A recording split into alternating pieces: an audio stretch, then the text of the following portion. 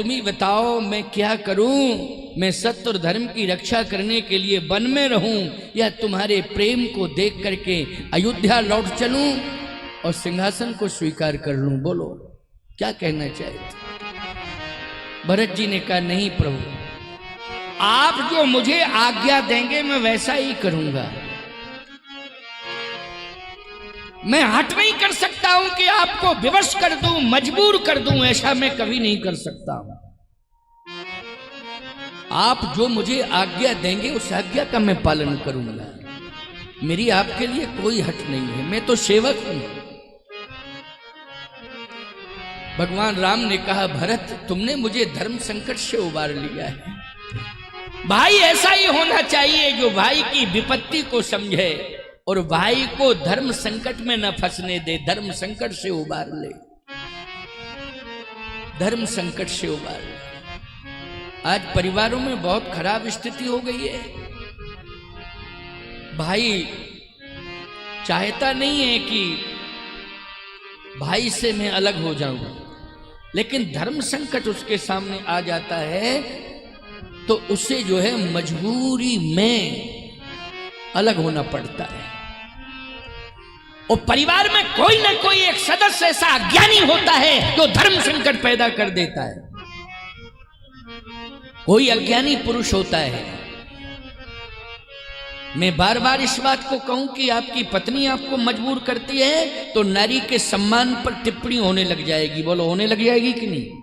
इसलिए मैं बार बार नहीं दोहराऊंगा इस बात, लेकिन कहीं ना कहीं इस बात पर विचार तो करना पड़ेगा। चाहे आपकी पत्नी हो और चाहे आपका पुत्र हो, आपकी संतान हो, आपको यदि धर्म संकट में वो डाल रही है तो याद रखना आप घुट घुट करके जीवन जिएंगे नहीं, जीवन ढोएंगे।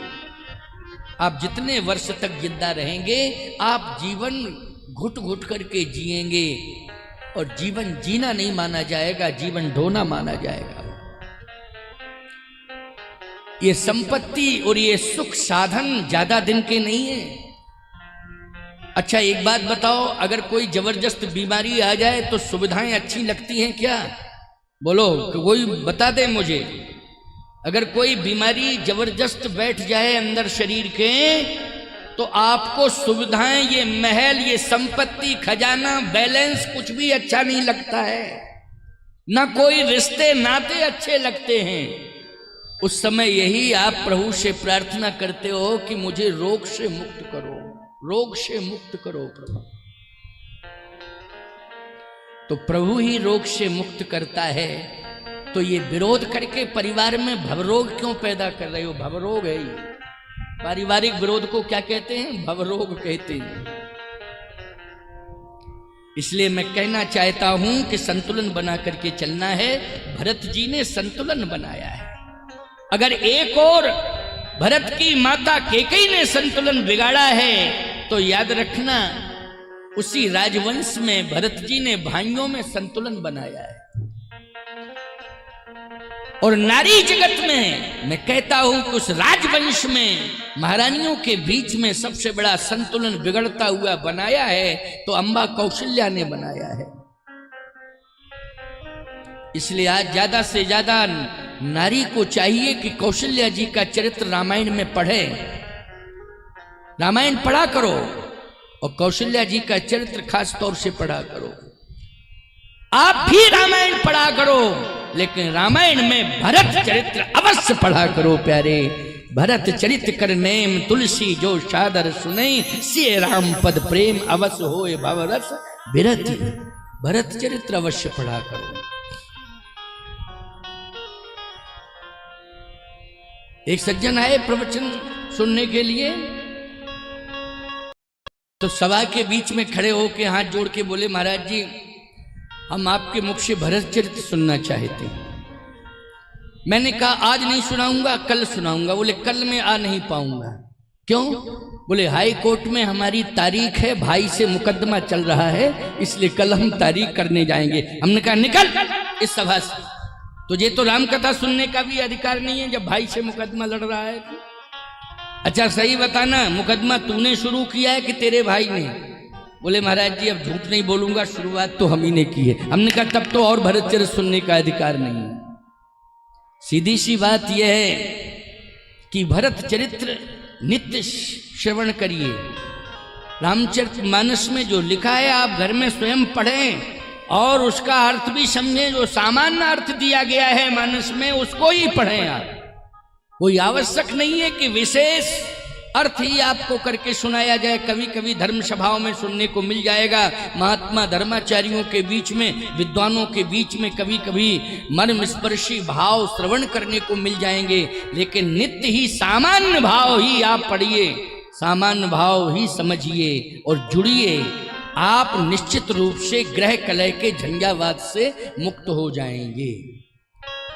आप कहो महाराज मेरी वाणी में तो ताकत नहीं है, मैं कहता हूं कि तुम्हारी वाणी में ताकत नहीं है, लेकिन रामचरितमानस में तुलसी की वाणी में ये ताकत है कि अगर इसको बार बार पढ़ा जाएगा तो हृदय परिवर्तन अवश्य होगा। तुलसी की वाणी में ताकत है, तुम्हारी वाणी में नहीं है। बार बार पढ़ा जाए हृदय परिवर्तन अवश्य होगा। चैलेंज के साथ में कह रहा हूं, दावे के साथ कह रहा हूं।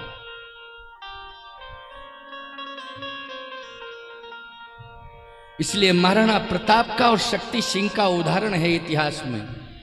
तुलसीदास जी महाराज ने, दोनों भाइयों में विरोध हुआ था, तो तुलसीदास जी महाराज ने खोज करके शक्ति सिंह को भरत चरित्र सुनाया था।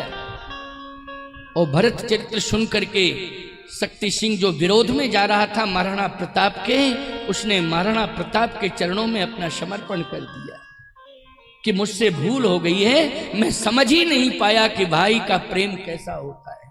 भाई भाई का भरत चरित्र सुनने से मेरे हृदय में परिवर्तन आ गया। इसलिए प्यारे भरत चरित्र ये सामान्य नहीं है।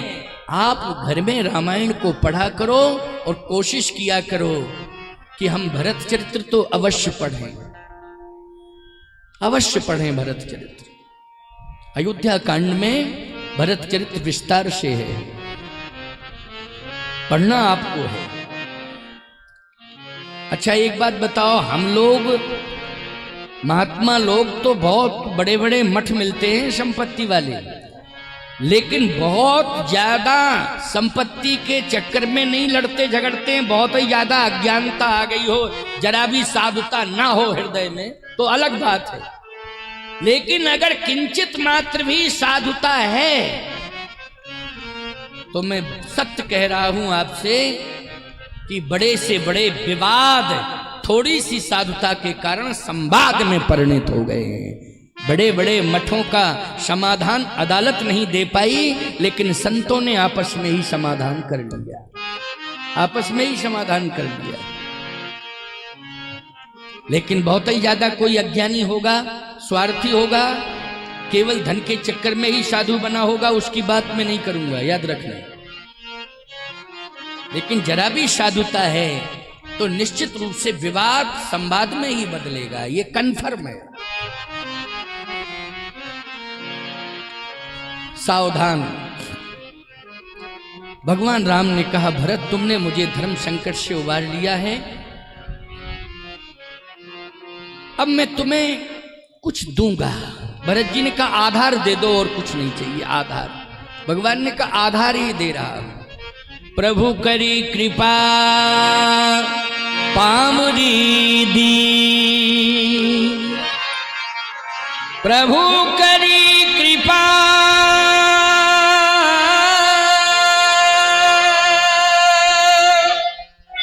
पामरी दीनी,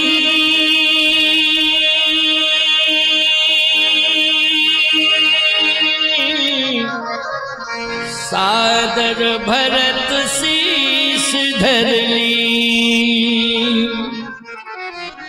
भरत मुदित अवलंब लहेते, अस सुख जस सिय राम रहेते। भरत जी महाराज ने जैसे ही सिर पर धारण किया चरण पादुकाओं को, अस सुख जस सिय राम रहे थे। अब मेरे सिर पर तो श्री सीताराम जी महाराज की कृपा आ गई है। कृपा आ गई है। क्या आ गई है? कृपा। भरत जी ने कहा कि अब तो भार रहा ही नहीं। भार तो जब अयोध्या से चला था तब भार था, लेकिन अब चित्रकूट से प्रभु की आज्ञा को लेकर के वापस अयोध्या जा रहा हूं। अब भार नहीं, आधार लेकर जा रहा हूं। समाधान हो गया।